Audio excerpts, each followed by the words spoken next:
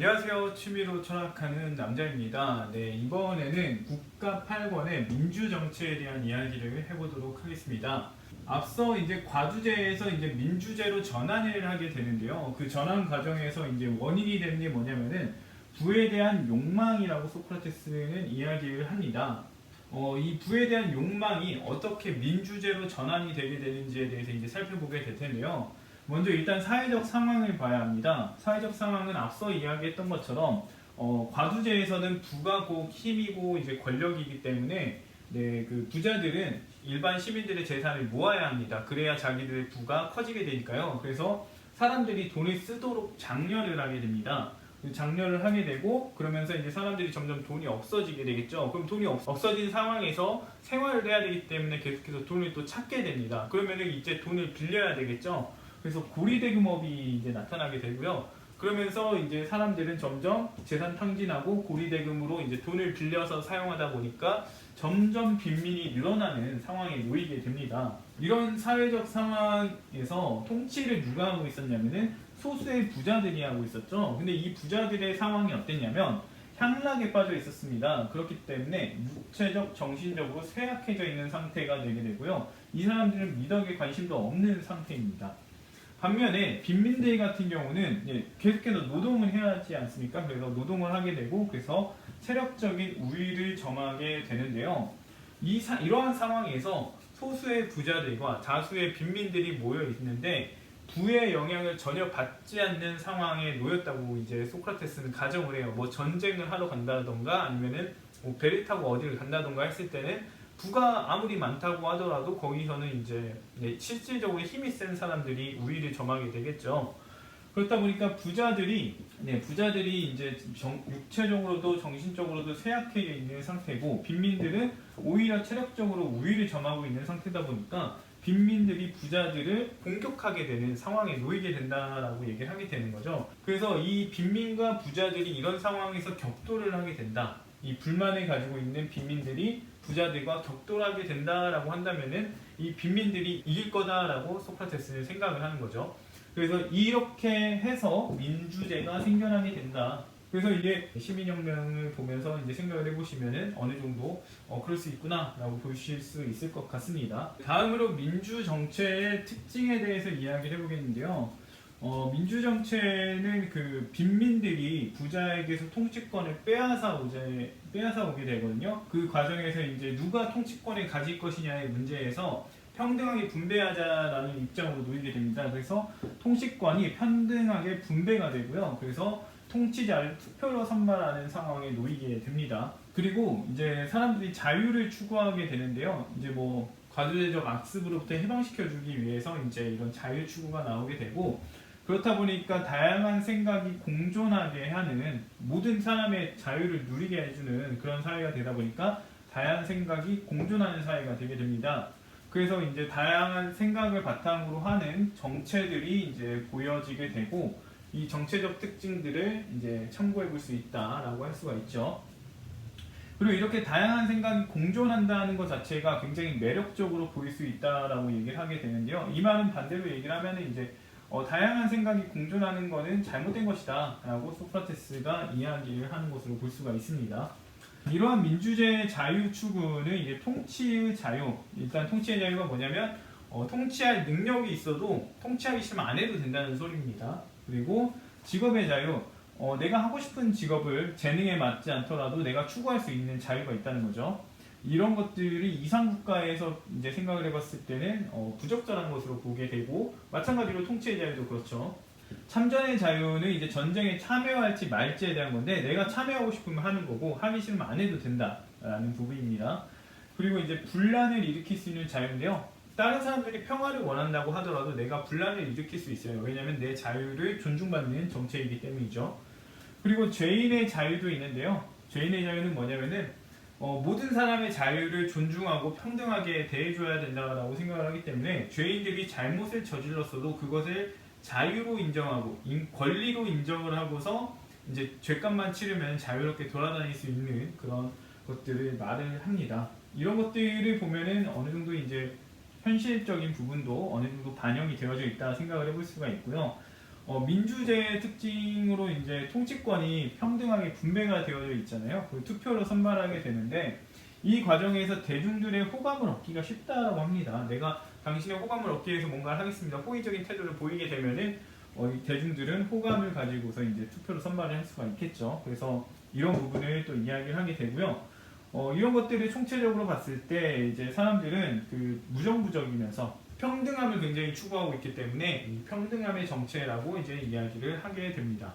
다음으로 민주제와 닮은 인간의 발생 과정에 대해서 이야기를 해볼까 하는데요. 일단은 과두제적인 아버지 밑에서 자라게 됩니다. 근데 여기서 이제 과두제적 인간에 대해서 이제 규정을 하게 되는데요. 그 과정에서 욕구에 대해서 분류를 합니다. 소크라테스가 욕구를 두 가지로 분류하는데 첫 번째는 이제 필요한 욕구와 불필요한 욕구예요.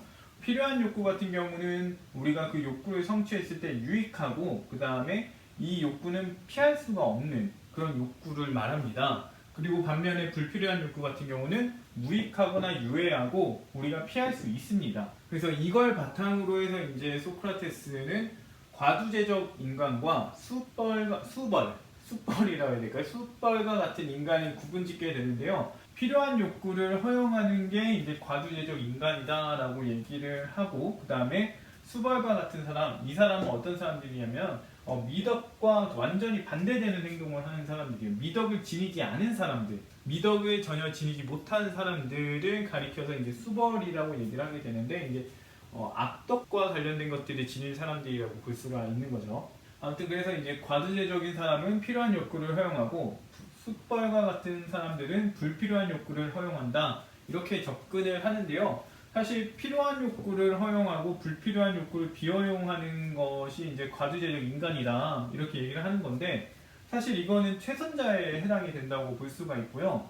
과두제적 인간 같은 경우는 부와 관련지어서 필요한 욕구를 허용하고 불필요한 욕구를 비허용하는 이런 사람들이 과두제적이고 최선자의 같은 경우는 지혜나 올바름과 관련돼서 이제 필요한 욕구는 허용하고 불필요한 욕구는 비허용하는 사람들을 말합니다. 그 수벌에 대해서는 이제 국원에서 이제 얘기가 나오게 될 텐데 이제 무절제와 쾌락과 관련해서 쾌락을 얻기 위해 필요한 욕구들을 다 허용하고요. 쾌락을 얻는데 불필요한 것들은 다 비허용하는 것들을 숫벌과 같은 인간들이 허용하는 욕구들이다. 욕구를 다루는 방식이다. 이렇게 볼 수가 있습니다. 방식 기준이다. 아무튼 이러한 분류는 약간은 좀 더 엄밀하게 했으면 좋았을 것 같다라는 생각이 들고요. 아무튼 민주제적인 사람 인간이 나타나는 데는 이제 과두제적인 아버지 밑에서 자라나게 된다 이렇게 얘기를 하게 되고 과두제적인 아버지는 부와 관련해서 이제 필요한 욕구만 허용하게 되기 때문에 인색하고 절제된 환경에서 아들이 자라게 된다라고 합니다. 그러다가 이제 이 아들이 자유를 경험하게 되는 거예요. 이제 쾌락과 관련해서 모든 걸 허용하는 그런 경험을 하게 된다는 거죠. 그러면 이 아들은 인색한 이 환경보다는 자유를 추구하는 그 환경을 더 선호하게 된다고 이야기합니다. 이 과정에서 이제 가족들이나 주변인들이 절제해라, 부와 관련해서 필요한 욕구만 허용을 해라 이렇게 말을 해서 아들이 정상적으로 돌아오기는 하지만 결국에는 다시 자유를 추구하게 된다라는 이야기를 하게 됩니다. 그리고 이러한 아들이 가지게 되는 이제 특징이 있게 되는데 가치관이 있게 되는데 자유를 추구하다 보니까 질서와 절제를 거부하게 됩니다. 즉 미덕과 관련된 것들, 나의 행동을 규제하고 검열하는 것과 관련된 거는 거부하게 되고요. 오히려 이제 미덕에 반대되는 것들을 이제 좀 더 옹호하고 합리화하게 되는데 잘난 체 하는 거를 교양으로 여기게 됩니다. 미덕에 있어서는 잘난 체 하는 거는 미덕에 해당이 되지 않죠. 교양에 해당이 되지 않는데 이제 자기를 뽐내고 드러내고 하는 것이 이제 교양이다. 이렇게 얘기가 나오게 되는 거고 그 다음으로 이제 무질서한 거, 질서 없이 그냥 막 내키는 대로 행동하고 그러는 것들이 자유를 이제 나는 추구하는 것이다. 라고 합리화가 된다고 하고요. 그 다음에 파렴치한 것들, 이런 것들이 용기로 취급이 되는 현상이 생기게 된다. 라고 이야기를 하게 되죠.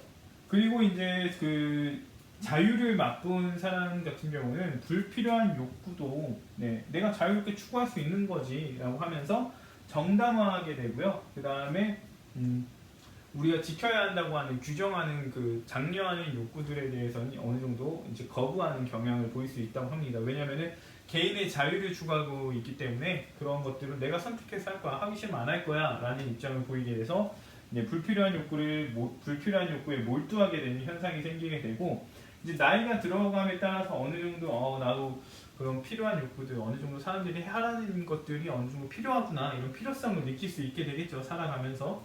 그렇다 보니까 필요한 욕구와 불필요한 욕구의 균형을 이루게 된다. 균형을 이루게 돼서 어느 정도는 평등하게 필요한 욕구, 우리가 추구해야 될 미덕에 대한 것도 어느 정도는 추구하면서 자기가 하고 싶은 대로의 자유에 대한 욕구도 추구하게 될 것이다 라고 얘기를 하게 되는데요. 이런 사람한테 모든 욕구를 평등하게 추구하지 마라, 불필요한 욕구, 잘못된 욕구는 추구해서는 안 된다 라고 하면은 어떻게 말하냐, 모든 욕구는 평등하게 추구해야 되는 것이다, 뭐가 더 좋고 뭐가 더 나쁜 건 없다, 이렇게 얘기를 한다는 거죠.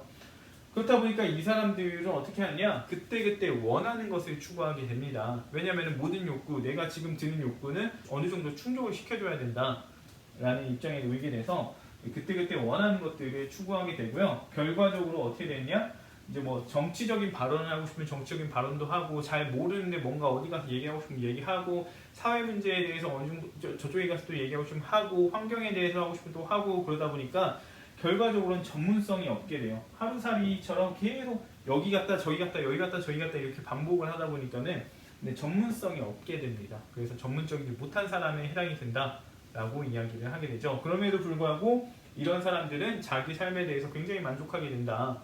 계획성도 없고 질서도 없고 뭐 아무것도 없지만 이 사람들은 자기가 그만큼 열심히 살았다고 인정을 하기 때문에 행복하게 여기게 된다라고 이야기를 하게 되죠.